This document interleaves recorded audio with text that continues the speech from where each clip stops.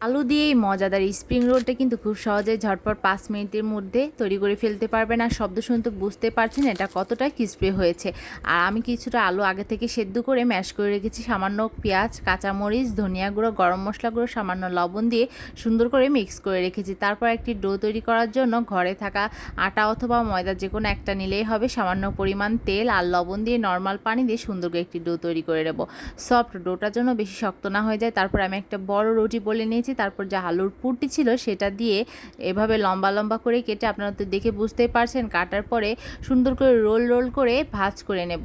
আপনারা অবশ্যই ভিডিওটা সম্পূর্ণ দেখতে থাকবেন, না টেনে। অবশ্যই আপনাদের বাসায় বানালে ছোট থেকে বড় সবার ভীষণ পছন্দ হবে। আপনারা তো দেখে বুঝতে পারছেন কিভাবে আমি গোল গোল রাউন্ড শেপ করে নিচ্ছি।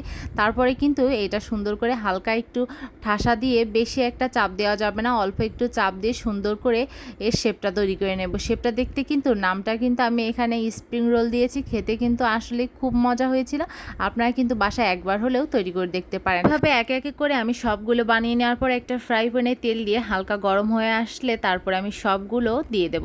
আর জালটা অবশ্যই মিডিয়াম টু হাই হিটে রাখতে হবে। আপনারা যদি বেশি জোরে জাল দেন তাহলে কিন্তু উপরটা খুব দ্রুত কালার চলে আসবে, বেশি একটা ভিতরেই ক্রিস্পি হবে না।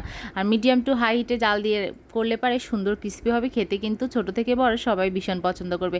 এমনকি মেহমান আসলে 5 মিনিটের ভিতরে কিন্তু এটা ঝটপট বানিয়ে দিতে পারবেন। সময় কিন্তু খুবই কম লাগে। আর আমি এখন কিন্তু ব্রাউন কালার হয়ে গেলে নেব। এটা কিন্তু বিকেলে চায়ের নাস্তা অথবা বাচ্চাদের টিফিনে দেওয়ার জন্য একদম পারফেক্ট।